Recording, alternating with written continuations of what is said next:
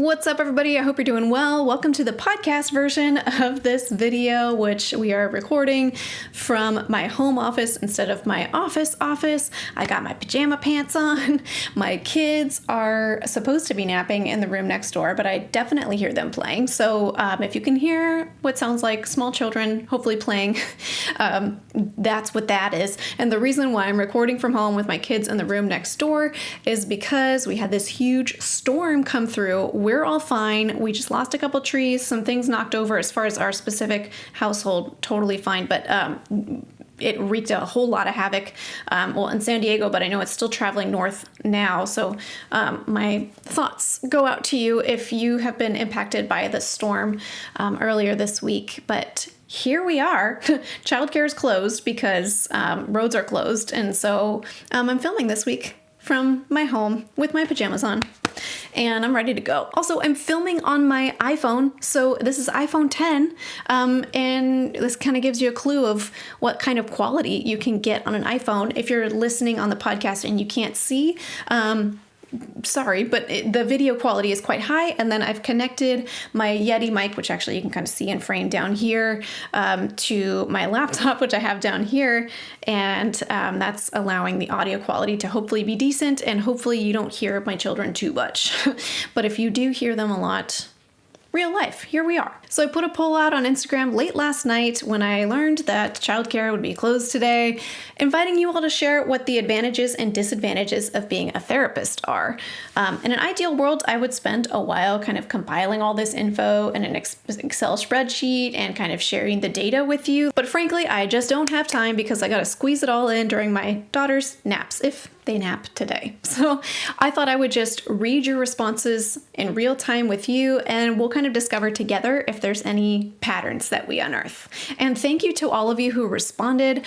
I am amazed always by how many of you participate in these polls, and just kind of at first glance from the screenshots that I took from my iPhone of people's responses, there were 4 screenshots worth of advantages and 5 screenshots worth of disadvantages. So I think that's an additional, 8 responses of disadvantages compared to advantages. I don't know if that was just like one person posting several replies. We'll find out as we go, but that was already noteworthy. So let's dive straight into people's responses for the advantages of being a therapist. And the first response, they say, being your own boss. Yes, I love being my own boss.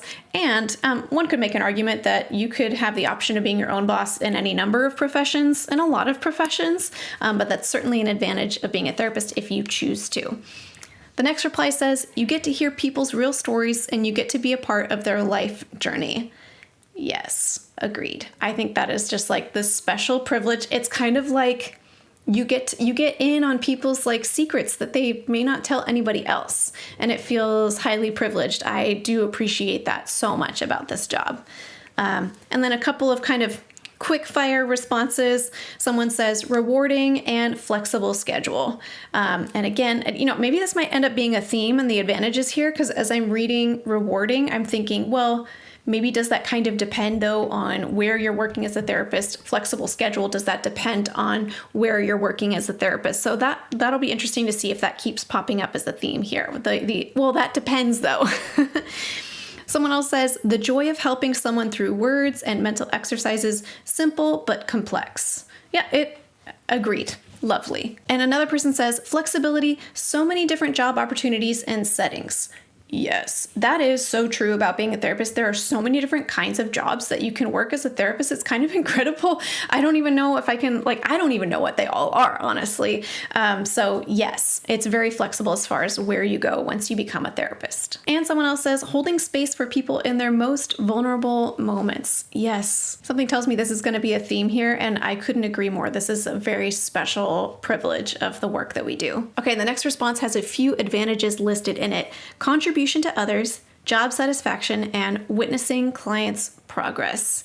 Yes, all agreed. And again, also, it depends. But I'm so glad to hear that so many people have kind of this running commentary of advantages. Okay, I'm starting to see a theme here. The next response says, having the flexibility to create your own schedule and your own work-life balance. Again, this kind of sounds like somebody who might be in more of like a private practice type setting, or maybe a group practice potentially. Now, this is my perception as a therapist from what I've seen, and please correct me if your experience is different than what I've seen. But if you run your own business, or maybe if you work in a group practice, you might tend towards feeling like there's a lot more flexibility. But on the flip side, if you are working at an agency or a county funded space, somewhere that you're working more for an employer, then it tends to kind of swing the other way where there's not much flexibility at all. So I'm curious if other people feel like they've found places that are kind of in the middle, but that's kind of been my perception, that it tends to swing either towards it's very flexible in a private practice setting, or it's really not flexible because there's productivity quotas and all these other things when you work in more of a clinical agency setting. So let me know if that's true or not. I got one kid singing the ABCs instead of sleeping.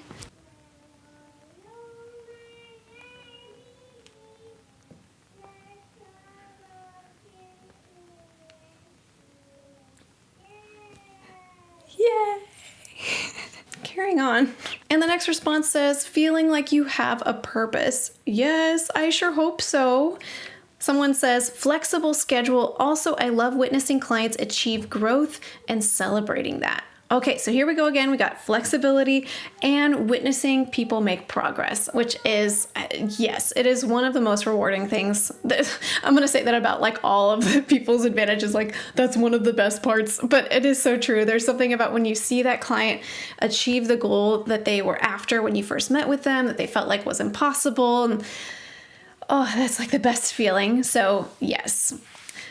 Someone else says, freedom to set your own schedule and work as much or as little as you like. And then in parentheses, if in private practice. So I think that kind of pokes at the point I was just making a moment ago. Agreed, yes. The next response says, help you deeply connect to yourself and the world. Now this one also feels like it depends. I think if there's enough margin in the type of workspace that you're working in, that you have kind of the privilege of being able to self-reflect and work on yourself, it really does pull for that, because you're going to see clients in a situation that really challenge your worldviews, things that you might have been I'm saying let me just say me, things that I found myself being more like judgy about, like, oh, I would never do that. I could never imagine somebody doing that, such a terrible thing, or just, getting caught in unhelpful, unhealthy habits, or harming other people in their lives. I could never, and then you see the real stories of what's going on for somebody when they're in that situation. And it forces you to either double down on your judginess or to really call into question, oh, is my perception really accurate then? Have I been seeing this all wrong? Am I missing part of the picture when I have that judgmental reaction? And when there is enough margin in a workspace for me, it really does help me to reflect on those things and shift my worldview quite a bit over the years because of the work that we're doing. And here we have someone repeating again, making a direct impact on someone's life. Yes, that's so rewarding. It's so nice to be able to feel like you're helping someone. Really, it is. Okay, the next one is interesting. It says, I can treat my own injuries. Now, at first glance, I kind of feel like, oh, let's be careful about treating our own injuries. Like if we go too far in the land of like, I don't need to see a therapist because I am a therapist, that can get real sticky real quick. We all need somebody else to hold up the mirror for us and kind of say, did you realize that this is what you're doing? That really, really helps. But all that said, I first got into the field of therapy because I treated myself for severe panic disorder. I saw a therapist, had a terrible experience. We're not even going to dive into that in this video. And I went to the library back before you could look up all this stuff on the internet. And I learned about CBT, systematic desensitization, and I performed it on myself, and it was extremely effective, and I was sold. So I guess I did treat myself. So I guess it depends. Again, it depends. Everything depends. My children are so loud right now. Thanks for rolling with it with me. Okay, we're seeing a theme. Someone else says being able to witness clients' growth and resilience. Okay, someone else says always learning and expanding what it means to be human. Yeah, I think again, if we have the margin where we're not caught in like being overproductive, not making enough money, burning out, then that is kind of the sweet spot of being a therapist. We can always learn and grow and kind of expand our worldview. It's a wonderful gift. Again, being able to make an impact on someone's life. Yes. And being able to help people. I mean, we got the theme going there. It's so nice to help people and see it make a change in their life. The next person says, unique job that benefits people in ways they never thought was imaginable. Oh, yeah, that's just a fancier way of saying the same thing. I agree. Someone else says, the flexibility and relative freedom to create a NE-shaped schedule. Is that a typo, or am I just unfamiliar with what an NE-shaped schedule? I don't know. I think they're just saying it's nice that there's flexibility. Yes, again, it depends, but if you work in a job where you have the flexibility, it's really nice, as I am today filming in my home office. Oh, I like the next advantage. They say, you don't have a typical day, it always looks different. Yeah, I think about other people in a cubicle in a 9-to-5 desk job, and I just think like, I mean, that's the right job for so many people, I think, but that it's really not for me. I like tank quick, and because every day kind of is the same. Is it though? I don't know. Maybe that's just totally my perception. But I appreciate that every day you never know what you're going to get until your clients show up in front of you, and it's like, okay, what crisis do we have this time? Not that there's always a crisis, but there's always something new. Another response says, helping people obtain self-sufficiency. Oh yeah, helping people figure it out all by themselves. And someone else says, helping others, etc., but also normalizing your own life struggles and work-life balance. Yes, I like that statement. Normalizing your own life struggles. That has definitely been true for me. And I don't know if I've heard anyone kind of say that out loud so clearly, this idea that as I help clients with compassion through whatever it is that they have going on, if I at some point have a variation of a similar experience in my life, because I already offered compassion to someone else or maybe many other people going through a very similar thing, it's a lot easier for me to internalize that same self-compassion. Like, oh yeah, this happens to so many people. Here's some of the tools that we know are helpful. And if it's really hard and you feel like you can't do it, that's totally understandable. Like I can access that so much more easily because I've helped other people through so many things. So I appreciate you offering that advantage. Okay, here we have 3 responses from the same person listing 3 advantages. So number 1, self-growth and reflection is integral to the job. Yes, integral to doing it well, I would say. Number 2, good boundaries make you more successful. Yeah, these feel like tips actually, rather than advantages, I would say, but definitely true. Good boundaries do make you more successful. And 3, flexibility allows you to build a practice schedule that works for you. Okay, these kind of feel like hot tips. So thank you for the tips. The next person says, being able to empathize and see things from different perspectives. Yes. So that's kind of getting to that same point of being able to expand out of being so judgmental or seeing things one way, or like, how could I ever hold a different perspective or whatever it might be. And it's a lot easier to have compassion on diverse perspectives, which I think we could all use a little more of. Okay, we're definitely picking up on continued themes. Someone else says gratification of making a difference in a person's life. Yes. And another response, knowing you are making a difference in people's lives and how it can ripple to others. Ooh, I like that one. I remember when I first started in private practice, I thought if I could work with some of the leaders in the city that I'm in, then if that has a positive impact on their life, maybe they will then start to kind of mirror some of that for the folks they're leading, and it could have a ripple effect across other people. Whether it's that or it's, your partner or your child or the people in your immediate circles are going to be impacted if you're healthier. And so if you're helping your client move towards health, you're actually benefiting like entire systems, like the people they work with, their household, things like that, which is also really rewarding. Good point. Someone else says being my own boss, flexibility, and working with ideal clients. Again, that sounds very private practice-y. It should be noted that, my Instagram page is all about private practice. So I'm thinking we're seeing some bias towards folks who either are in private practice or who really want to be in private practice.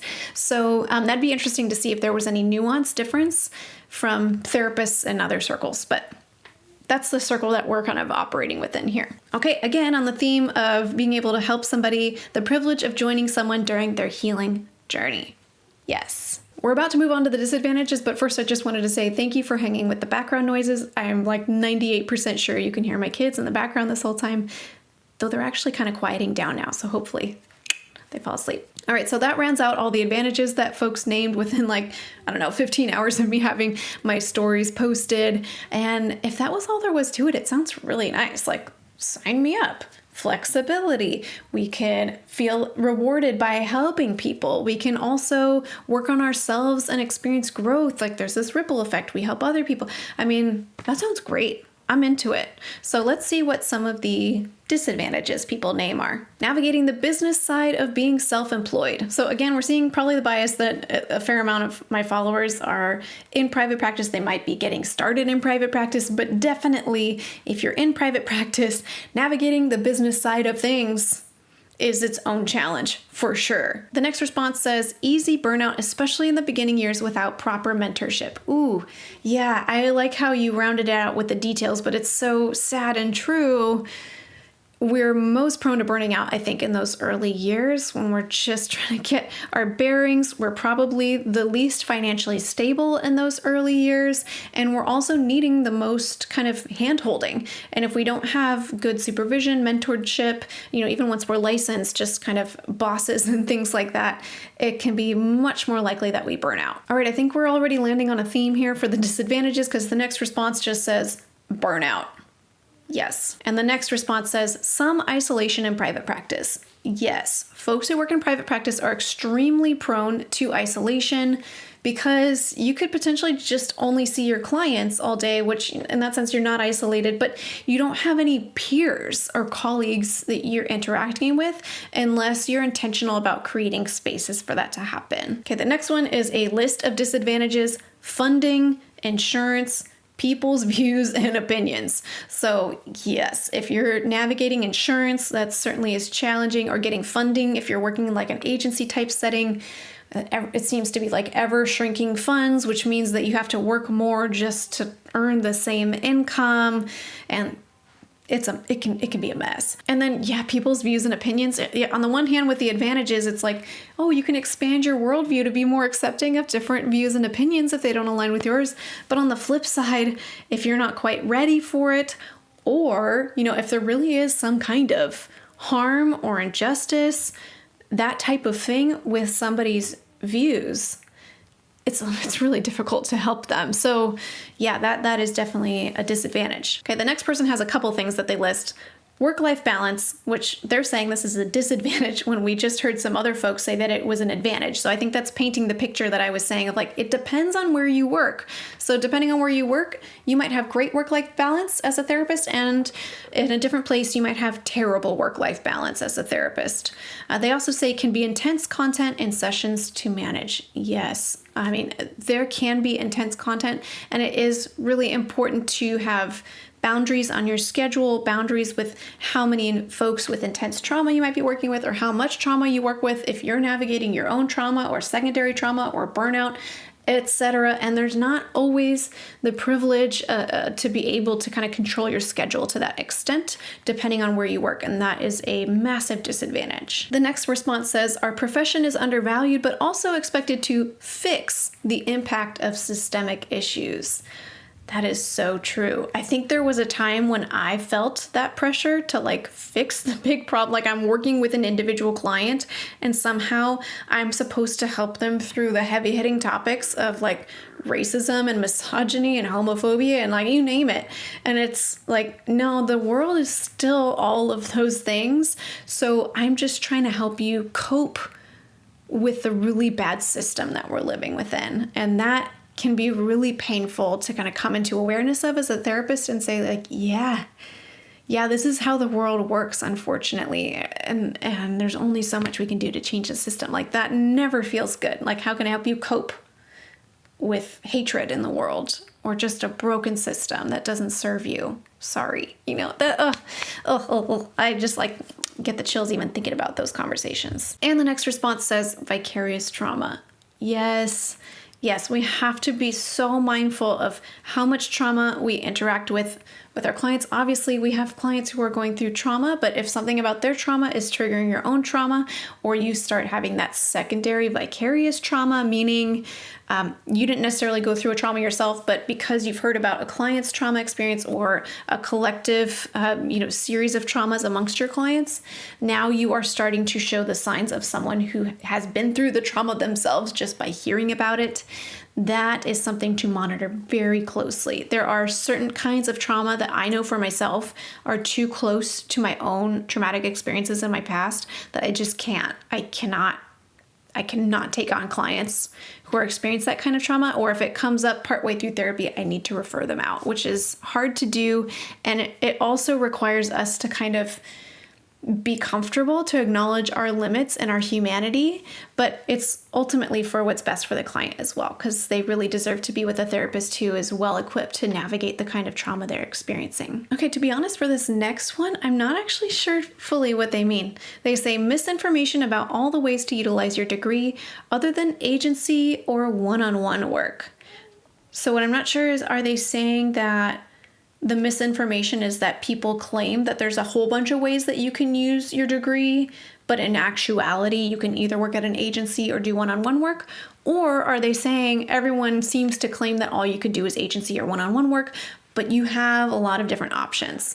And I could kind of see somebody claiming both, because there are so many different options that you have as career paths as a therapist. I mean, again, I remember somebody naming that in the advantages, but then at the same time, it's not like there's just endless jobs in all kinds of different settings for therapists. It's like, yeah, most of the settings are going to be, agency type work, solo practices, a lot of one-on-one therapy, as opposed to maybe, like group therapy or like communal, what's the term I'm looking for? Community therapy? That's not it though, but maybe you're tracking with me. Or just like legislation. There's a lot of places where a therapist could be helpful. Assessment, the list goes on, but there's not necessarily, it's not like an abundance of jobs existing, and you might have to kind of like find your way into those jobs, or you might kind of accidentally get lucky and find them, or someone please tell me if I'm missing something there, but I'd be curious which one this person meant. The next person names as a disadvantage insurance reimbursement and odd hours. Oh, if you're working in private practice and you bill to insurance, it kind of can be hit and miss how smoothly the insurance reimbursement goes. I only spent 1 year of my career in private practice and billing insurance, and I personally found it extremely difficult and unsustainable, largely because I was in charge of doing all of my own insurance billing. I spent probably 3 to 5 hours a week on hold with insurance contesting denied claims, meaning they said that they would cover for this particular client's care. I would send the bill to insurance. Of course, I'd see the client like weekly, and it would take like 2 to 3 months for them to finally get back to me and deny the entire thing. And now I'm on hold with the insurance company to be like, why did you deny this claim? And oftentimes I'd be out a ton of money, and you would only get the copay, which isn't even enough to cover your overhead expenses. All right, I am back. We are now recording on my computer screen because my iPhone ran out of storage. So much for what I was saying about using your phone. Just make sure you have enough space on your phone. Anyway, we're making it work in a crunch. But here you go. You can definitely see that I'm wearing jammies now on the bottom, but the show must go on. So let's move on to some other disadvantages of being a therapist. The next person says, it can feel lonely sometimes working in a small group practice. Ugh. Yeah, so that theme of isolation, again, popping up. I'm so sorry that you feel that way, and it's so common. It does take a fair amount of intentionality for the most part in order to feel well supported as a therapist, particularly if you're in private practice and even in group practices. A lot of group practices now are virtual too, so it's like really, really isolated. Oof, the next response is a little sad to read. Feeling lonely since friends or family don't understand your profession.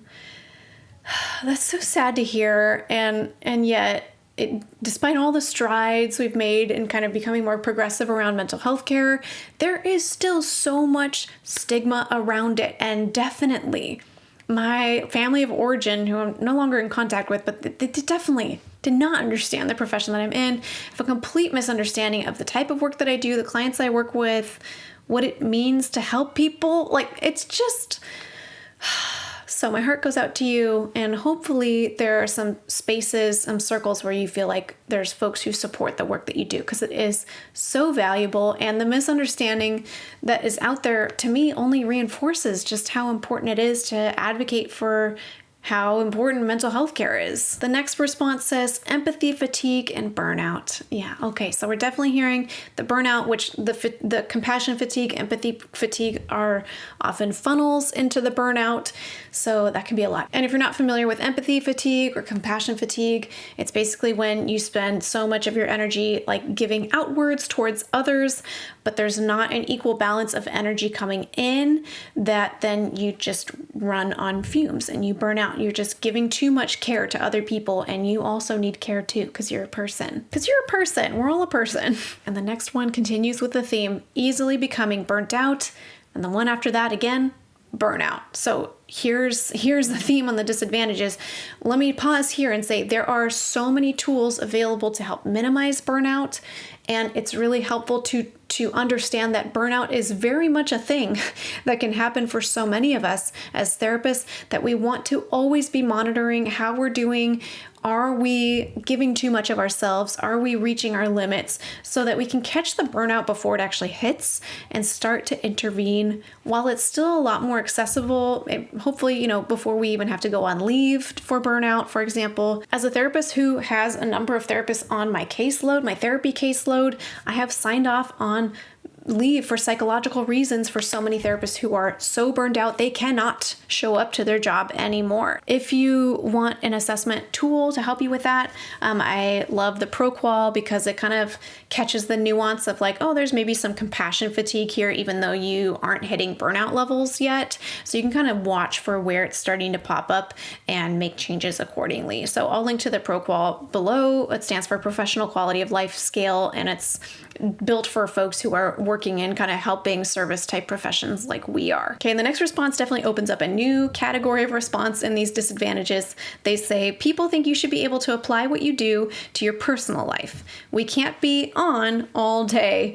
So true. I'm so glad you have the insight to see that as well, that you know that you're human just like everyone else. I'm human just like everyone else. We all have blind spots. There are no exceptions. No amount of introspection and isolation of other humans is going to allow you to catch all of your blind spots, all of your places of lack of awareness, ignorance, all those things. We're all human. We need other people to help us hold that mirror up for us and point those things out. So it is unfortunate if there's others in your life who kind of think you should know everything. That's kind of like saying that someone who's a doctor should have like no medical ailments. And that's also not fair. My goodness, my kids are playing so hard in their room. Okay, the next response says, having to carry and hold clients' stuff can be exhausting. Yes, again, that kind of lives in the category of that compassion fatigue.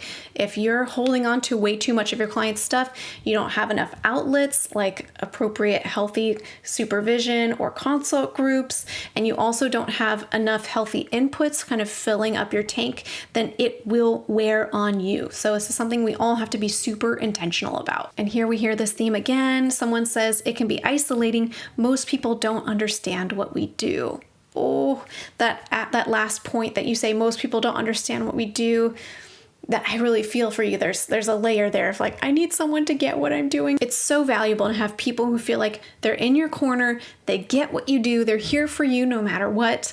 It's helpful to have some therapists in that category. It's helpful to have some loved ones, whether it's friends or family in that category, so that even if it feels like all those other people have no idea what we're doing, at least I have my people, my kind of secure home base of people who are here for me and get what I'm doing. So that is so valuable, I think, to avoiding that sensation of isolation. All right, and the next one brings up a doozy: poor pay, poor benefits working in a corporate setting. Yeah, that's a doozy. I am not going to be able to dive into all of that there, but it is true that for the amount of training we have, the amount of school debt we have, we are compensated much lower than other folks who have a similar amount of training. So it's unfortunate. Oh, okay. Actually, the next response touches on exactly what I said. Debt to income ratio.